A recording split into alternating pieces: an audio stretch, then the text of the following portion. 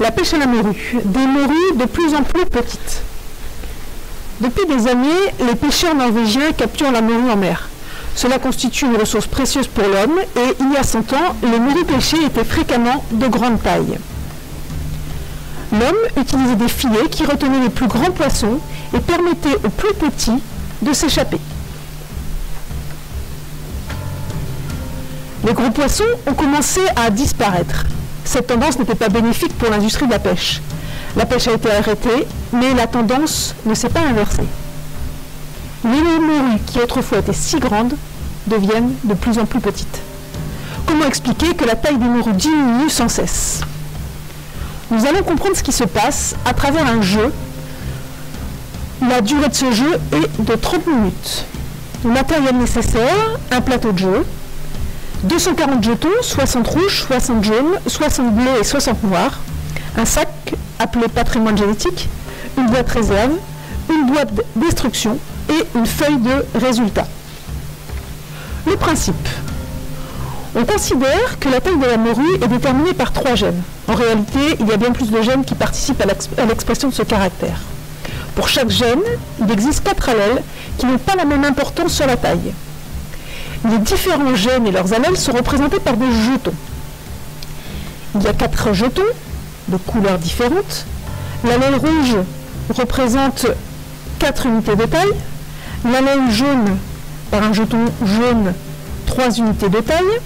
L'allèle noir, représenté par un jeton noir, 2 unités de taille. L'allèle bleu, représenté par un jeton bleu, 1 unité de taille. La couleur de chaque allèle indique à quel degré il contribue à la taille totale de l'individu. La taille est ensuite déterminée en additionnant l'apport des différents allèles. La première étape consiste à préparer le patrimoine génétique.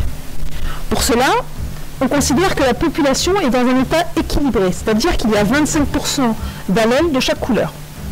Comme on joue avec 10 poissons, cela fait donc 10 fois 6 allèles, donc 60 jetons.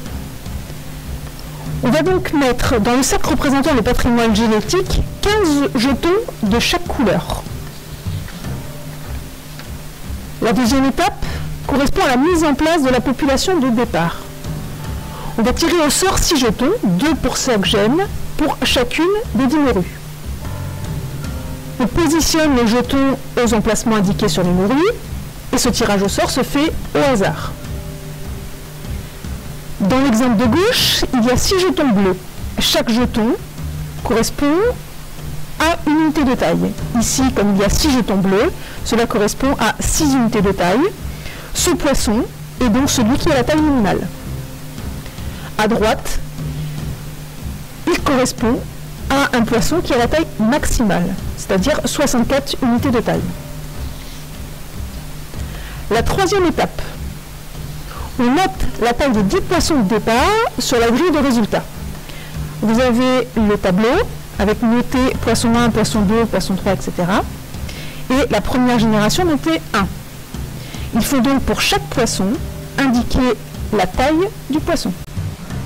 On réalise un total, c'est-à-dire qu'on additionne toutes les tailles des poissons et on réalise la moyenne. Quatrième étape. Un navire de pêche attrape 5 des plus grands individus. Ces individus meurent donc avant de se reproduire. On va donc enlever les allèles de ces individus. Ces allèles vont être positionnés dans la boîte destruction.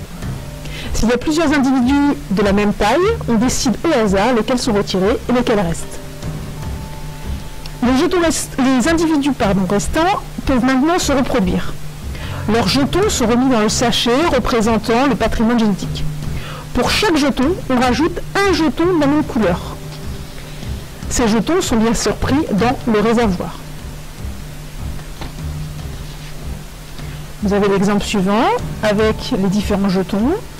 On a doublé le nombre de jetons et ainsi à la fin, ça nous fait donc un total de 60 jetons. La cinquième étape, on recommence à nouveau le cycle et on commence un deuxième cycle qui correspond à la deuxième génération. Il faut compter d'abord le nombre de jetons de chaque couleur et l'inscrire sur la feuille de résultat, la zone qui est entourée en rouge sur le tableau. On tire à nouveau au hasard les 60 allèles pour les 10 morues. Le jeu se poursuit selon